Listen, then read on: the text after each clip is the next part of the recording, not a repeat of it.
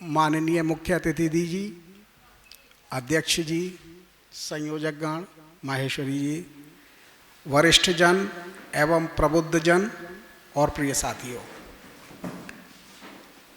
आज एक बहुत गंभीर विषय इतिहास का सच और उसके सामाजिक प्रभाव पे जो हम चर्चा करने जा रहे हैं, उससे पहले उस विषय से हटके लेकिन बहुत महत्वपूर्ण बात मैं करना चाह रहा हूँ। वो मुख्य विषय से थोड़ा सा हटके है, लेकिन आप सबका ध्यान उस पर मैं लाना चाहूँगा क्योंकि वो एक बहुत बड़ा सामाजिक मुद्दा है।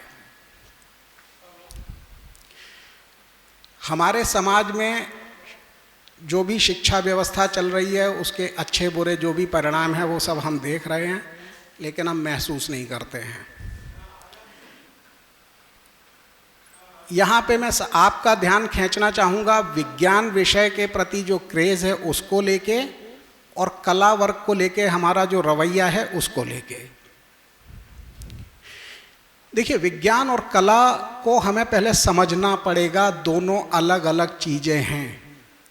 विज्ञान पदार्थ के साथ डील करती है, मैटर और एनर्जी के साथ डील करती है। वो हमारे जीवन का आजीविका से संबंध तो उसका हो सकता है, लेकिन वो हर एक के लिए बहुत जरूरी नहीं है। कला या ह्यूमैनिटीज़ जिसको हम कहते हैं, वो राजा से लेके रंक तक हमारे यहाँ हर व्यक्ति, हमारे यहाँ नहीं मतलब हर मानव के लिए बहुत जरूरी है। हमारी जिंदगी को आप 3 पहिए की गाड़ी मान सकते हैं, जिसका अगला पहिया आप कह सकते हैं कि राजनीति शास्त्र है। थोड़ा बहुत इधर उधर हैंडल घुमाना पड़ेगा, वो करना पड़ेगा, कभी रफ्तार आपकी धीमी कर देगा, कभी रफ्तार आपकी तेज कर देगा, लेकिन हमारी जिंदगी, चाहे हम राजा हों, रंक हों, वैज्ञानिक हों, IAS हों, चपरासी हों, सब्जी बेचने वाले ठेले वाले हों, कुछ भी हों, जो भी राजनीतिक तंत्र है हमारे यहाँ, राजनीतिक व्यवस्था है, वो हम सबको प्रभावित करती है। और गाड़ी के पिछले 2 पहिए हैं हमारे समाजशास्त्र और अर्थशास्त्र।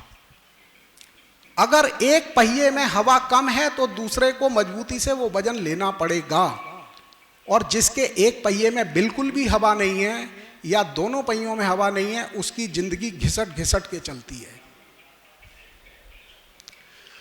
दर्शन शास्त्र इस गाड़ी की दिशा निर्धारित करता है और मनोविज्ञान यह तय करता है कि यह गाड़ी कितनी दूर तक उस रास्ते पे जाएगी। तो प्लीज एक बार मेरा आप सबसे करबद्ध निवेदन है कि हमारा अपना नजरिया ह्यूमैनिटीज यानी कला वर्ग को लेकर के बदलना चाहिए। विज्ञान पढ़ना जरूरी है, कंपटीशंस के लिए जरूरी है, लेकिन विज्ञान पढ़ने का मतलब हरगिज ये नहीं होता है कि अगर हमें कैलकुलस आती है तो हमें ये नहीं पता है कि गुरु गोविंद सिंह कौन थे। अगर हमें कोऑर्डिनेट ज्योमेट्री आती है, हमें फिजिक्स के नियम आते हैं, तो इसका मतलब ये नहीं है कि हमें ये ना मालूम हो कि समाज का महत्व क्या है।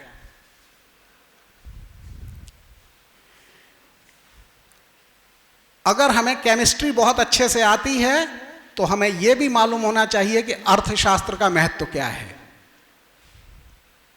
इसलिए ये जो मुद्दे से अलग बात मैं करना चाह रहा था वो यही था कि प्लीज इस बात को एक बार गंभीरता से सोचिए और महसूस करिए कि विज्ञान हम सब के लिए उतनी आवश्यक नहीं है। आजीविका का हिस्सा हो सकती है, लेकिन जीवन का हिस्सा कला वर्ग ही है। हम पसंद करें या ना करें, हमारे जीवन के लिए वो एक महत्वपूर्ण अंग है। अब इसके साथ मैं वापस मुद्दे पे आता हूं।